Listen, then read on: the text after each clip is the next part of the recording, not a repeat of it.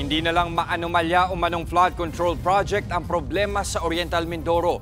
Nagrereklamo na rin ang ilang residente sa umano'y sea dredging at pagmimina sa dagat. Apektado na raw kasi ang pamumuhay at mga trabaho nila. Nasa frontline ng balitang yan, Simon Gualvez.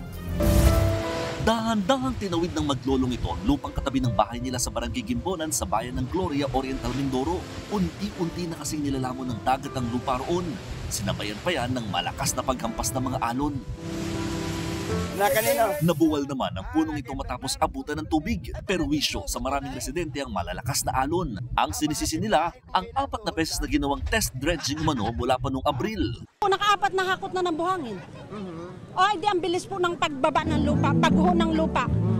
Pag lumaki po ang alon at nagkalamidad, talaga pong sampa sa tangtang ang alon. Marami na rin doon lumipat ang bahay dahil sa takot. Naka-4 na lipat na po ang bahay ko, nakalipat na atras, naka-4 na atras na. Pagmula nung maghahakot talaga yun. Ang hirap na po namin. Ang lalaki ng alon. Kahit nga raw ang mga mangingisda, hindi na makalaot dahil nabubulabog ang mga isda sa ginawang sea dredging. Walang mahuli, nagugutom. Yun po ang epekto po ng barkong nagkukuha ng buhangin sa aming lugar. Kabilang sila sa mga sumali sa ginawang prayer rally kontra sea dredging. Bukod sa mga residente, nakiisa rin dito ang ilang environmental at religious group. Bagamat pansamantalang nahinto ang dredging, hiling pa rin nila natigilan na ang programang sinimulan na nagdaang provincial government na Oriental Mindoro.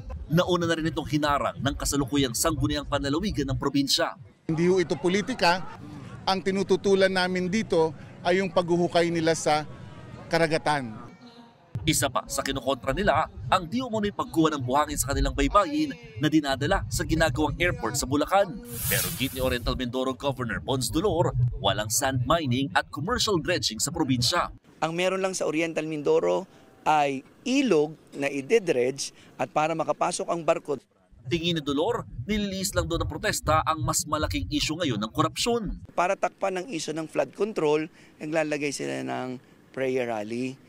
Tuloy pa rin naman doon ang dredging sa mga pumayag na bayan gaya sa Bako.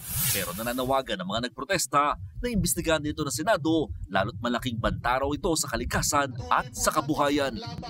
Nagbabalita mula sa frontline, Mon Gualvez, News 5.